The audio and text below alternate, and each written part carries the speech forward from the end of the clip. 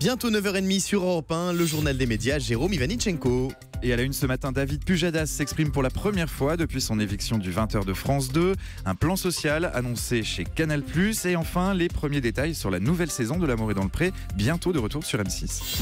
Et on commence donc avec David Pujadas qui s'exprime pour la première fois depuis son éviction du 20h de France 2. C'est sur sa page Facebook que le journaliste a choisi de sortir du silence. Dans un message posté hier midi, il remercie ceux qui l'ont soutenu ces derniers jours. Il rappelle que son ambition a toujours été d'offrir un journal exigeant mais accessible. Une manière de répondre aux critiques de Michel Field, l'ancien patron de l'info de France Télévisions. Il en profite aussi pour confirmer la date de son dernier journal. Ce sera jeudi prochain. C'est Julien Bugier qui prendra sa place jusqu'à la fin de la saison avant son remplacement à la rentrée par Anne-Sophie Lapix.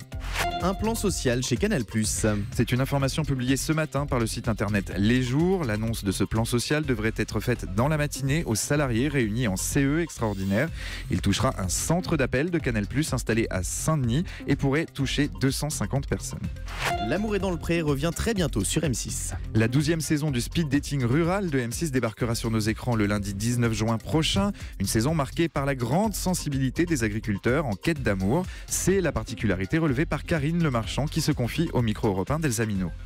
On a plusieurs personnes et personnalités cette saison qui sont vraiment bouleversantes. Et je ne sais pas pourquoi, mais alors cette saison, les hommes, alors qu'habituellement ils parlent moins que les femmes, encore plus les agriculteurs qui sont une corporation quand même de gens assez taiseux, expriment tout ce qu'ils ressentent. Quand les larmes viennent, ils les disent. Quand ils ont des émotions, ils les montrent. Quand ils sont heureux, ils le disent. Ils sont mais comme sans filtre émotionnellement et c'est un cadeau génial parce qu'on sait tout ce qu'ils ressentent au moment où ils le ressentent et du coup on est complètement en empathie. Et on a des moments de télévision rarissimes. L'amour est dans le pré, donc bientôt de retour sur M6. Le boxeur Tony Yoka débute sa carrière professionnelle. Ce sera ce soir sur Canal+.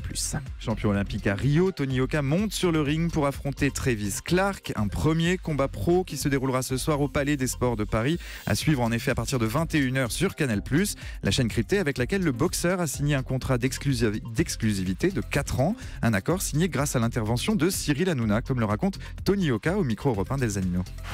On prépare un doc avec lui, c'est pas mon producteur, c'est un ami, il sera présent demain pour me soutenir. Il a fait un peu pencher la balance en faveur de Canal parce que j'ai très bonne relation avec lui et qu'il met vraiment le maximum pour moi.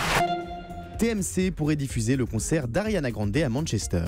Selon nos informations, TMC pourrait diffuser ce concert que donnera la chanteuse Ariana Grande dimanche soir. Une dizaine de jours après l'attentat qui a frappé son spectacle, la chanteuse revient à Manchester pour un grand concert de charité organisé en mémoire des victimes. La chaîne de la TNT du groupe TF1 devrait annoncer sa diffusion dans la journée. Frédéric Tadei met un terme à son magazine sur France 2. L'animateur annonce que son émission de débat intitulée Hier, aujourd'hui, demain ne reviendrait pas à l'antenne la saison prochaine. Un arrêt qu'il a lui-même décidé à contre-cœur. Il exprime ses regrets dans les colonnes de Télérama.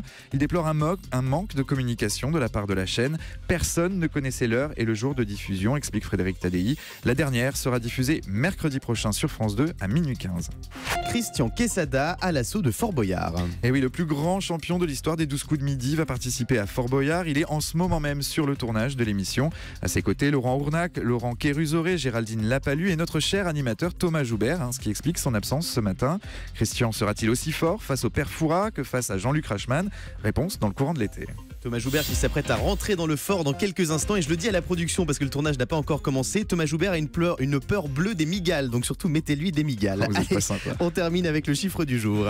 10 500. 10 500, c'est le nombre de choristes qui vont monter ce soir sur la scène de Prodige, le grand concert. Ce sera à suivre sur France 2 à partir de 20h55 en direct de Lille. Ils ont tous entre 10 et 18 ans et vont battre pour l'occasion un record. Il s'agira du plus grand chœur d'enfants jamais réuni sur une seule et même scène. Merci beaucoup Jérôme Ivanichenko et bon week-end.